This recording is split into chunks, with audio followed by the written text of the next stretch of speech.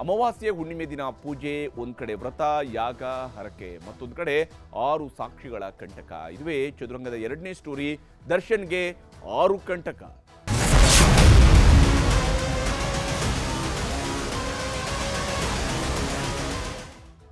ದರ್ಶನ್ ಪತ್ನಿ ವಿಜಯಲಕ್ಷ್ಮಿಯವರು ನಿರಂತರವಾಗಿ ತಮ್ಮ ಪತಿಯ ಒಳಿತಿಗಾಗಿ ಪೂಜೆ ಪುನಸ್ಕಾರ ಮಾಡ್ತಾ ಇದ್ದಾರೆ. ದರ್ಶನ್ಗೆ ಒಳ್ಳೆಯದಾಗಲಿ ಅಂತೇಳಿ ವಿಜಯಲಕ್ಷ್ಮಿಯವರು ಮತ್ತೆ ಪೂಜೆಯನ್ನು ನಡೆಸಿದ್ದಾರೆ. ಅಮಾವಾಸ್ಯೆ ಹುಣ್ಣಿಮೆಯಂದು ವ್ರತ, ಯಾಗ, ಹರಕೆಗಳನ್ನು ಕೂಡ ಹೊತ್ಕೊಳ್ತಾ ಇದ್ದಾರೆ. ಹುಣ್ಣಿಮೆಯಂದು ಯಾಗವನ್ನು ಮಾಡಿದರು, ಅಮಾವಾಸ್ಯೆಯಂದು ಪೂಜೆಯನ್ನು, ವಿಶೇಷ ಪೂಜೆಯನ್ನು ಸಲ್ಲಿಸ್ತಾ ಇದ್ದಾರೆ. ಶಕ್ತಿ ದೇವತೆಗಳನ್ನು ಆರಾಧನೆ ಮಾಡ್ತಾ ಇದ್ದಾರೆ. ಒಂದು ಕಡೆ ಚಾಮುಂಡೇಶ್ವರಿ, ಮತ್ತೊಂದು ಕಡೆಯಲ್ಲಿ ಮೂಕಾಂಬಿಕೆ, ಮತ್ತೊಂದು ಕಡೆಯಲ್ಲಿ ಬನಶಂಕರಿ, ಹೀಗೆ ಶಕ್ತಿ ದೇವತೆಗಳ ಆರಾಧನೆಯನ್ನು ಮಾಡ್ತಾ ಇದ್ದಾರೆ. ಇವೆಲ್ಲ ಒಂದು ಕಡೆ ಆಗ್ತಾ ಇದ್ದಾರೆ. ಮತ್ತೊಂದು ಕಡೆ 6 ಪ್ರಬಲವಾದಂತಹ ಸಾಕ್ಷಿಗಳು ದರ್ಶನ್ಗೆ ಕಂಟಕ ಆಗುವಂಥ ಎಲ್ಲ ಲಕ್ಷಣಗಳು ಕೂಡ ಗೋಚರಿಸ್ತಾ ಇದ್ದಾವೆ. 6 ಪ್ರಬಲ ಸಾಕ್ಷಿಗಳು ಕೂಡ ಈಗಾಗಲೇ ಲಭ್ಯ ಆಗಿರುವಂಥದ್ದು. ದರ್ಶನ್ ಬಿಡುಗಡೆಗಾಗಿ ಪತ್ನಿ ದೇಗುಲದಿಂದ ದೇಗುಲಗಳಿಗೆ ಹೋಗ್ತಾ ಇದ್ದಾರೆ. ಈಗಾಗಲೇ ಅವರು ಜುಲೈ 26ರಂದು ನವಚಂಡಿಕಾ ಯಾಗವನ್ನು ನೆರವೇರಿಸಿದರು. ಕೊಲ್ಲೂರಿನ ತಾಯಿ ಮೂಕಾಂಬಿಕೆಗೆ ವಿಶೇಷವಾದಂತಹ ಪೂಜೆಯನ್ನು ಸಲ್ಲಿಸಿದರು. ಅದಾದಮೇಲೆ ಅಲ್ಲೇ ನವಚಂಡಿಕಾ ಯಾಗವನ್ನು ಮಾಡಿದರು. ನವಚಂಡಿಕಾ ಯಾಗವನ್ನು ಮಾಡಿದ ನಂತರ ತನ್ನ ಪತಿ ದರ್ಶನ್ಗೆ ಒಳಿತಾಗಲಿ ಅನ್ನುವಂತಹ ಸಂಕಲ್ಪದೊಂದಿಗೆ ಆ ಯಾಗವನ್ನು ನಡೆಸಿದರು. ಪ್ರಸಾದವನ್ನು ಕೂಡ ದರ್ಶನ್ ಅವರಿಗೆ ಕೊಟ್ಟರು. ಈಗ ಭೀಮನ ಅಮಾವಾಸ್ಯೆಯ ದಿವಸ ಅಮಾವಾಸ್ಯೆಯ ವ್ರತವನ್ನು ಮಾಡಿದರು. ಅಮಾವಾಸ್ಯೆಯ ವಿಶೇಷ ಪೂಜೆಯನ್ನು ಬನಶಂಕರಮ್ಮನಿಗೆ ಮಾಡಿದ್ದಾರೆ. ಬನಶಂಕರಿ ದೇಗುಲಕ್ಕೆ ತೆರಳಿ ಬನಶಂಕರಿ ತಾಯಿಗೆ ಈ ಒಂದು ವಿಶೇಷ ಪೂಜೆಯನ್ನು ನೆರವೇರಿಸಿದ್ದಾರೆ. ಈ ಮೂಲಕ ತನ್ನ ಪತಿಗೆ ಒಳಿತಾಗಲಿ ಅನ್ನುವಂತಹ ಒಂದು ಪ್ರಯತ್ನವನ್ನು ಅವರು ಮುಂದುವರಿಸಿದ್ದಾರೆ.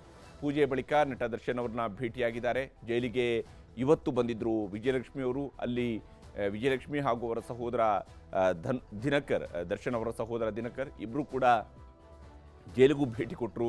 ಜೈಲಿನಲ್ಲಿರುವಂತಹ ದರ್ಶನ್ಗೆ ಬನಶಂಕರಿ ದೇವಿಯ ಪ್ರಸಾದ, ಹಣ್ಣುಗಳನ್ನು ನೀಡಿ ವಾಪಸ್ಸಾಗಿದ್ದಾರೆ. ಯಾಕಂದರೆ ಸದ್ಯಕ್ಕೆ ದರ್ಶನ್ಗೆ ಬಿಡುಗಡೆಯ ಭಾಗ್ಯ ಒದಗಿ ಬರ್ತಾ ಇಲ್ಲ, ಬಿಡುಗಡೆಯಾಗುವಂತಹ ಲಕ್ಷಣ ಕಾಣ್ತಾ ಇಲ್ಲ. ಇದೇ ಕಾರಣಕ್ಕಾಗಿ ಜೈಲಿನಲ್ಲಿರುವಂತಹ ದರ್ಶನ್ ಅವರಿಗೆ ಒಳಿತಾಗಲಿ ಅನ್ನುವಂತಹ ನಿರಂತರ ಪ್ರಯತ್ನವನ್ನು ವಿಜಯಲಕ್ಷ್ಮಿಯವರು ಮಾಡ್ತಾ ಇದ್ದಾರೆ.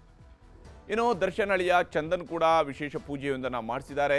ಪಾಂಡವಪುರ ತಾಲೂಕಿನ ಆರತಿ ಉಕ್ಕಡ ದೇಗುಲದಲ್ಲಿ ವಿಶೇಷ ಪೂಜೆಯನ್ನು ಸಲ್ಲಿಸಿದ್ದಾರೆ. ಮಾವನ ಬಿಡುಗಡೆಗಾಗಿ ದೇವರ ಮೊರೆ ಹೋಗಿದ್ದಾರೆ ದರ್ಶನ್ ಅವರು ಕೂಡ.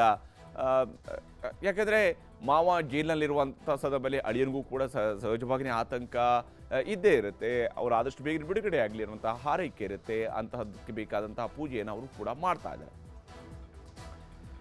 ಆದರೆ ಇವೆಲ್ಲ ಪೂಜೆಗಳು ಏನೇ ಆಗ್ತಾ ಇದ್ರು ಕೂಡ ಪ್ರಕರಣ ಆಲ್ರೆಡಿ ಕೋರ್ಟ್ನಲ್ಲಿ ಇದೆ.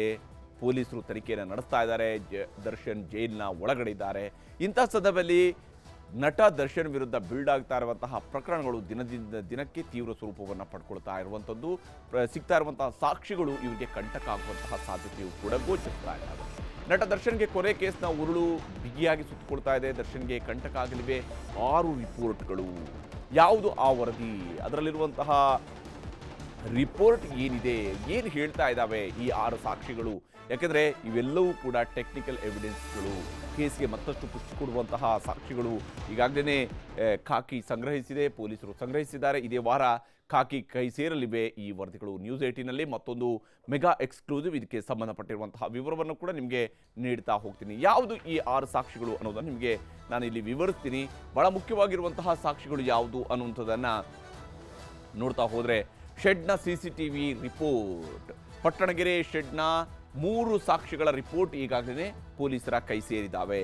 ಇನ್ನು ಸೆಕ್ಯೂರಿಟಿ ರೂಮ್ನ CCTV ರಿಟ್ರೀವ್ ರಿಪೋರ್ಟ್ ಕೂಡ ಈಗಾಗಲೇ ಪೊಲೀಸರ ಕೈ ಸೇರುವಂತಹ ಹಾದಿಯಲ್ಲಿ ಇರುವಂಥದ್ದು. ಶೆಡ್ನ ಎಂಟ್ರಿ ಗೇಟ್ನ CCTV ರಿಟ್ರೀವ್ ವರದಿಯೂ ಕೂಡ ಈಗಾಗಲೇ ರೆಡಿ ಆಗ್ತಾ ಇದೆ, ಅದು ಪೊಲೀಸರ ಕೈಗೆ ಸೇರಲಿದೆ. ಶೆಡ್ ಒಳಗಿನ CCTV ರಿಟ್ರೀವ್ ರಿಪೋರ್ಟ್ ಕೂಡ ಪೊಲೀಸರ ಕೈ ಸೇರಲಿದೆ. ಹೀಗೆ ಇಡೀ ಶೆಡ್ನ ಕಾವಲಿಗಿದ್ದಂತಹ CCTVಗಳಿದ್ದವಲ್ಲ, ಅವುಗಳ ರಿಪೋರ್ಟ್ ಸೇರುತ್ತೆ. ದರ್ಶನ್ ಎಂಟ್ರಿ ಹಾಗೂ ಎಕ್ಸಿಟ್ನ ಫುಟೇಜ್ ಕೂಡ ಪೊಲೀಸರ ಕೈಗೆ ಸಿಗ್ತಾ ಇರುವಂಥದ್ದು.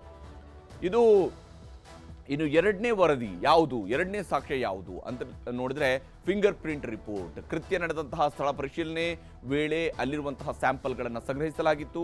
FSL ಅವರು ಮಾಡ್ತಾರೆ ಆ ಕೆಲಸವನ್ನು. ಆರೋಪಿಗಳ ಬೆರಳಚ್ಚು, ರಕ್ತದ ಮಾದರಿ ಇವೆಲ್ಲವೂ ಕೂಡ ಸಂಗ್ರಹ ಮಾಡ್ಕೊಂಡಿದ್ರು. ಅವುಗಳು ಮ್ಯಾಚ್ ಆಗ್ತಾ ಇರುವಂಥದ್ದು. ಘಟನಾ ಸ್ಥಳದ ಮಣ್ಣಿನ ಸ್ಯಾಂಪಲ್ ಕೂಡ ಪರೀಕ್ಷೆಗೆ ಒಳಪಡಿಸಲಾಗಿದೆ.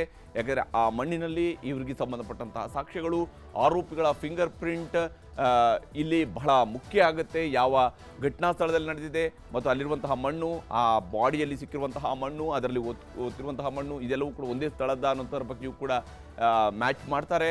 ಕೇಸ್ಗೆ ಪ್ರಮುಖ ಸಾಕ್ಷ್ಯ ಆಗಲಿದೆ ಫಿಂಗರ್ ಪ್ರಿಂಟ್ ಬಹಳ ಮುಖ್ಯವಾದಂತಹ ಪ್ರಮುಖ ಸಾಕ್ಷ್ಯ ಆಗುತ್ತೆ. ಇನ್ನು ಮೂರನೇದಿರುವಂಥದ್ದು ಸ್ಕಾರ್ಪಿಯೋದಲ್ಲಿರುವಂತಹ ಫಿಂಗರ್ ಪ್ರಿಂಟ್. ಯಾವ ಸ್ಕಾರ್ಪಿಯೋ ವಾಹನದಲ್ಲಿ ಈಗಾಗಲೇ ಮೃತದೇಹವನ್ನು ಸಾಗಿಸಲಾಗಿತ್ತು, ಅದರಲ್ಲಿ ಬೆರಳಚ್ಚು ಸ್ಯಾಂಪಲ್ಸ್ಗಳ ಟೆಸ್ಟ್ಗೂ ಕೂಡ ಕಳಿಸಲಾಗಿತ್ತು. ಶವ ಸಾಗಿಸಿದ್ದ 3 ಫಿಂಗರ್ ಪ್ರಿಂಟ್ ಕೂಡ ಟೆಸ್ಟ್ಗೆ ಒಳಪಡಿಸಲಾಗಿತ್ತು. ಎಕ್ಸಾಕ್ಟ್ಲಿ ಅವರೇನಾ ಅನ್ನುವಂಥದ್ದನ್ನು ದೃಢಪಡಿಸುವಂತಹ ಕೆಲಸವನ್ನು ಮಾಡಲಾಗುತ್ತೆ. ಇದೇ ವಾರ ಈ ಟೆಸ್ಟ್ನ FSL ವರದಿ ಖಾಕಿ ಕೈಗೆ ಸೇರಲಿದೆ. ಇದು ಬಹಳ ಮುಖ್ಯವಾಗಿರುವಂಥ ಮೂರನೇ ಸಾಕ್ಷ್ಯ, ಕೇಸ್ಗೆ ಪ್ರಮುಖವಾದಂಥ ಸಾಕ್ಷ್ಯವಾಗಿ ಈ ಒಂದು ಫಿಂಗರ್ ಪ್ರಿಂಟ್ಗಳು ಕೆಲಸ ಮಾಡಬಹುದು. ಇನ್ನು 4ನೇದು ಇರುವಂಥದ್ದು ದರ್ಶನ್ ಪವಿತ್ರ ಮನೆಯ CCTVಗೆ ಸಂಬಂಧಪಟ್ಟಿರುವಂಥದ್ದು. ಪವಿತ್ರ ಮತ್ತು ದರ್ಶನ್ ಮನೆಯ CCTV ಫುಟೇಜ್ಗಳನ್ನು ಈಗಾಗಲೇ ಕಲೆ ಹಾಕಲಾಗಿದೆ. ಅದಕ್ಕೆ ಸಂಬಂಧಪಟ್ಟಂತೆ ಶೆಡ್ನಿಂದ ಮನೆವರೆಗೂ ಹಾಗೂ ಮನೆಗಳ CCTVಯನ್ನು ಕೂಡ ದೃಢಪಡಿಸಿಕೊಳ್ಳಲಾಗಿದೆ. ಅಂದರೆ ಯಾವ ಬಟ್ಟೆ ಹಾಕಿದ್ರು, ಇಲ್ಲಿಗೆ ಬಂದಾಗ ಯಾವ ಬಟ್ಟೆಯಲ್ಲಿದ್ದರು, ಮನೆಯಿಂದ ಹೋದಾಗ ಯಾವ ಬಟ್ಟೆಯಲ್ಲಿದ್ದರು, ಹೇಗಿತ್ತು, ಅವರ ಬಟ್ಟೆಯಲ್ಲಿ ಏನಾದರೂ ಕಲೆಗಳಿದ್ವ, ಈ ಎಲ್ಲ ವಿಚಾರಗಳು ಕೂಡ ಕೊಲೆ ದಿನದ ಮುಂಚೆ ಹಾಗೂ ನಂತರದ ದೃಶ್ಯಗಳನ್ನು ಕೂಡ ಇಲ್ಲಿ ಬಹಳ ಮುಖ್ಯವಾಗಿ ಟೆಸ್ಟ್ಗೆ ಒಳಪಡಿಸಲಾಗಿದೆ. ಆರೋಪಿಗಳ ಚಲನವಲನ ವಿಚಾರವಾಗಿ ಪರೀಕ್ಷೆಯನ್ನು ನಡೆಸಲಾಗಿದೆ. ಈ ಮೂಲಕ ಆರೋಪಿಗಳನ್ನು ಸಂಪೂರ್ಣವಾಗಿ ಟ್ರ್ಯಾಕ್ ಮಾಡಿರುವಂಥದ್ರ ಬಗ್ಗೆನ ವರದಿಗಳಿದ್ದಾವೆ. ಇನ್ನು 5ನೇ ವರದಿ ಇರುವಂಥದ್ದು ಸ್ಟೋನಿ ಬ್ರೂಕ್ನ CCTV. ಡಿ ಗ್ಯಾಂಗ್ ಪಾರ್ಟಿ ಮಾಡಿದಂತಹ ಸ್ಟೋನಿ ಬ್ರೂಕ್ ಅದೇನಿದೆ ವಿನಯ್ಗೆ ಸೇರಿರುವಂಥದ್ದು. ಅಲ್ಲಿ ಡಿ ಗ್ಯಾಂಗ್ ಅಸೆಂಬಲ್ ಆಗಿರುವಂತಹ ರೀತಿ, ಅಲ್ಲಿ ಕೊಲೆಗೂ ಮುಂಚೆ ಮತ್ತು ಕೊಲೆಯ ನಂತರ ಪಾರ್ಟಿ ನಡೆಸಿರುವಂತಹ ಗ್ಯಾಂಗ್ ಯಾವ ಸ್ವರೂಪದಲ್ಲಿ ಅವರ ಬಿಹೇವಿಯರ್ ಆ ಹಂತದಲ್ಲಿ ಇತ್ತು ಅನ್ನೋದಕ್ಕೆ ಸಂಬಂಧಪಟ್ಟಂಗೆ ಕೃತ್ಯದ ಬಗ್ಗೆ ಚರ್ಚೆ ಹಾಗೂ ಸಾಕ್ಷ್ಯ ನಾಶದ ಚರ್ಚೆಯನ್ನು ಕೂಡ ಅಲ್ಲಿ ಮಾಡಿರಬಹುದಾಗಿರುವಂತಹ ಸಾಧ್ಯತೆಯೂ ಕೂಡ ಇದ್ದೇ ಇದೆ. ಎಲ್ಲ ವಿಚಾರಗಳು ಸ್ಟೋನಿ ಬ್ರೂಕ್ CCTVನ ರಿಟ್ರೀವ್ ವರದಿಯೂ ಕೂಡ ಈಗಾಗಲೇ ಪೊಲೀಸರ ಕೈ ಸೇರುವಂತಹ ಹಂತದಲ್ಲಿದೆ. ಇನ್ನು 6ನೇದು ಕಡೆ ವರದಿ ಯಾವುದು ಅಂತ ಹೇಳಿದ್ರೆ ಆರೋಪಿಗಳ ಮೊಬೈಲ್ಗೆ ಸಂಬಂಧಪಟ್ಟಂಥದ್ದು. ಕೃತ್ಯ ನಡೆದ ಬೆನ್ನಲ್ಲೇ ಮೊಬೈಲ್ನ ಡಾಟಾಗಳನ್ನು ಡಿಲೀಟ್ ಮಾಡ್ಕೊಂಡಿದ್ರು, ಚಾಟನ್ನು ಡಿಲೀಟ್ ಮಾಡ್ಕೊಂಡಿದ್ರು, ಸೆಂಡ್ ಆಗಿರುವಂಥ ವಿಡಿಯೋವನ್ನು ಡಿಲೀಟ್ ಮಾಡ್ಕೊಂಡಿದ್ರು. ಆರೋಪಿಗಳ ಮೊಬೈಲ್ಗಳಲ್ಲಿ ಡಾಟಾ ಬಗ್ಗೆ ಶೋಧವನ್ನು ಮಾಡಲಾಗಿದೆ. ಅದರಲ್ಲಿ ಬಹುತೇಕ ಅಂಶಗಳನ್ನು ರಿಟ್ರೀವ್ ಮಾಡಿಕೊಳ್ಳಲಾಗಿದೆ. ಯಾರಿಗೆ ಕರೆ ಸಂದೇಶ ಅನ್ನೋದರ ಬಗ್ಗೆ ಕೂಡ ಮಾಹಿತಿಯನ್ನು ಕಲೆ ಹಾಕಲಾಗಿದೆ. ಯಾಕಂದರೆ ಕೊಲೆ ಆದಮೇಲೆ ಈ ಬಾಡಿಯನ್ನು ಡಿಸ್ಪೋಸ್ ಮಾಡೋಕ್ಕೆ ಮುಂಚಿತವಾಗಿ ಅನೇಕರಿಗೆ ಕರೆ ಮಾಡಿರುವಂಥ ಸಾಧ್ಯತೆ ಇರುತ್ತೆ. ಈ ಮೊಬೈಲ್ ಡಾಟಾ ರಿಟ್ರೀವ್ ಮಾಡಿ FSL ತಜ್ಞರು ಅದನ್ನು ಕೂಡ ಹುಡುಕ್ತಾ ಇದ್ದಾರೆ. ಅದಕ್ಕೆ ಸಂಬಂಧಪಟ್ಟಂಥ ಡೀಟೇಲ್ಸ್ ಕೂಡ ಅವರಿಗೆ ಸಿಗುವಂಥದ್ದಿದೆ. ಹೀಗೆ ಒಂದಾದ ಮೇಲೊಂದು ಪ್ರಮುಖ ಅಂಶಗಳನ್ನು ಮುಂದಿಟ್ಟುಕೊಂಡು ದರ್ಶನ್ ಮತ್ತು ಪವಿತ್ರ ಗೌಡಗೆ ಸಂಬಂಧಪಟ್ಟಂತೆ ಈಗಾಗಲೇ ಪೊಲೀಸರು ಏನು ತನಿಖೆಯನ್ನು ನಡೆಸ್ತಾ ಇದ್ದಾರೆ, ಅವರ ಬಳಿಗೆ ಒಂದಾದ ಮೇಲೊಂದು ಸಾಕ್ಷಿಗಳು ಬಂದು ಸಿಗ್ತಾ ಇದ್ದಾವೆ. ವರದಿಗಳ ಸ್ವರೂಪವನ್ನು ಪಡ್ಕೊಂಡಿದ್ದಾವೆ, ತಾಂತ್ರಿಕ ಸಾಕ್ಷಿಗಳಾಗ್ತವೆ.